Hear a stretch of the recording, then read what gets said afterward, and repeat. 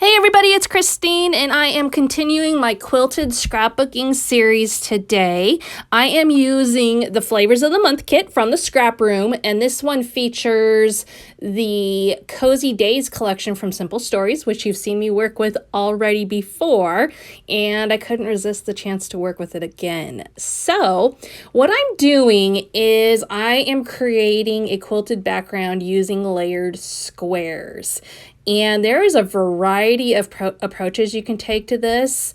But what I am doing is I punched out squares, and I'm using all the patterned papers in the page kit, so 6 different patterns. And I am putting one square on to look like a square, and then one on at a diagonal on top of it.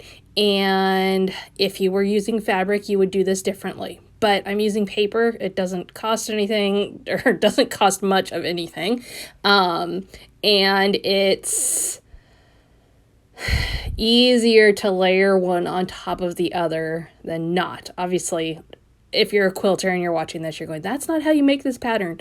No, I 100% know that, but paper layers are totally different from fabric layers.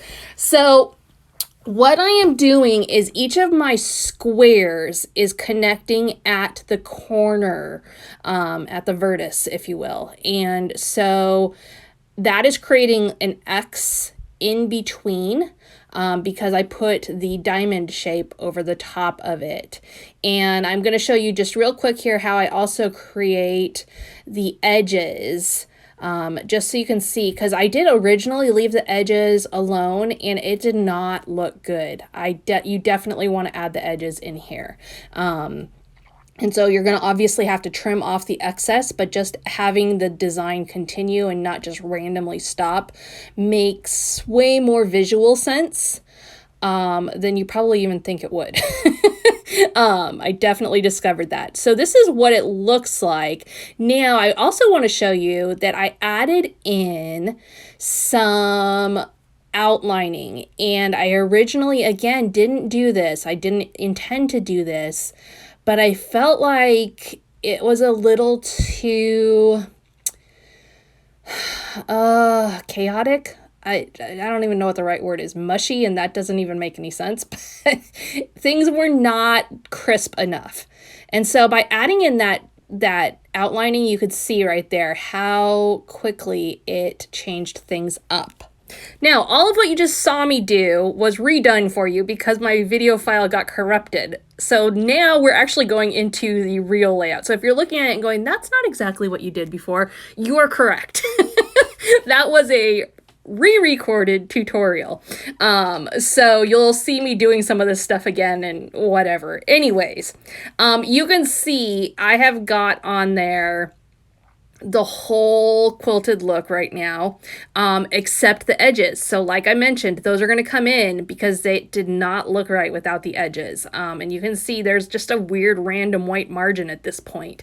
You also can see that I matted it on a navy blue cardstock, and that was just to add a finished look. It definitely needed it. Now, when you do a design like this and you cover the whole page, it is always a challenge to figure out what's next.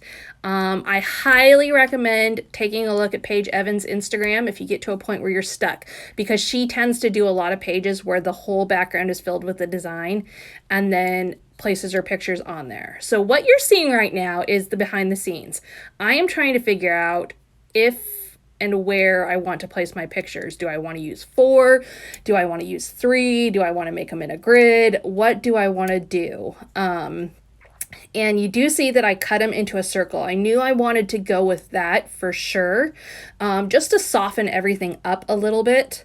And it also enabled me to still get all the pictures on there that I wanted to. And I just used a metal die cut run through my Cuttlebug to cut the pictures into a perfect circle.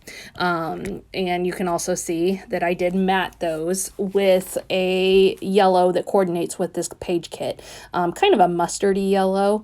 And literally, I'm just trying to figure out, do I like this? And I don't. So this is not where I'm going to land. So if you're looking at it and thinking, no, I'm with you.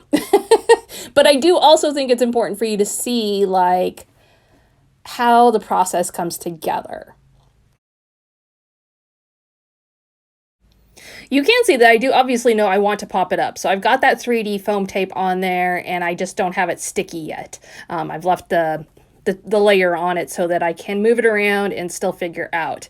And obviously I'm really struggling because it doesn't usually take me quite this long to figure out where I want things to land. And honestly, at this point, this is where I shut off the video and I hop on Instagram and look for some inspiration for people who design this way on a regular basis and how they make it work. Because one of the things that's really important to me is that my pictures don't get lost. It doesn't matter how cool the design is. If your pictures get lost, you're missing telling the story. And then it's all about the art. And for me, it's really equally about the art and the storytelling. So I try to be really careful about making sure the pictures don't get completely buried. And I think I was able to achieve that by placing my pictures as I did here. Now, the next thing I need to do is figure out how to get a title on there. And so I am going to go ahead and use that fourth circle that I cut out up there at the top. And I'm going to use that as a base for my title. Combining, I'm going to use some chipboard and ephemera and various things from my stash to work on the title, as well as from the page kit. Now, the next thing is really just embellishing. And obviously, I don't have to do a ton for embellishing, but I do want to do some. And so one of the things I decided is I want to work in a little more of that pink and make the pictures pop still a little bit more. So I punched out some circles with that pink, which it's really a pink peach color. I punched out some with that, and I'm putting those in with the pictures to just make it pop a little more, and I think that's exactly the right touch for what I needed. You still get the gist of the quilt design. It's still there and very obvious, but covering it up just a smidge is allowing for things to pop a little better. And so I'm also going to do that up at the title as well. And, you know, using a variety of size circles there, both punched and using a metal die cut. Now, I really, really want to get that flower in there, and I keep pulling it out. It's not gonna work. It's too busy on top of the quilted look to make it happen. So definitely something to consider if you're approaching a layout this way. Do you want to heavily embellish? If you do, this is probably not the style to create in, because there's just not a lot of room for extra embellishing when you do this much with your base. And if you look at other layouts that kind of fall in this style, you'll see the same thing that I'm saying. There tends to not be a lot of embellishments because the pattern paper did the job for you.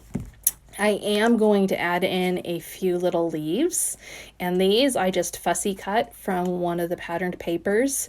I've got those little puffy stickers there, and I may use a few of those. They're off on the left-hand side there for just some teeny tiny embellishments, accents really more than embellishments. Throughout, but not anything too heavy for sure. Now, as you will see me finishing off my embellishing, I do want to point out, as I did early in the tutorial, that I do go back and I outline everything, and I try to avoid outlining late in the game, but literally I was done filming the video when I went back to do my final outlining, because I just looking at it realized it needed the outlining. And I also went back and added those extra outer edges to make it look more complete. And you will see in my final picture here in just a moment that it looks much more complete because I added those elements. But I'm going to give you a quick look at the close-up of the embellishments at this point, and then I will shift you over to a photo at the end. Be sure to visit the scrap room, check out the kits for this month, and get on that list for those December kits. And thank you so much for stopping by today, and we will catch up with you again next time.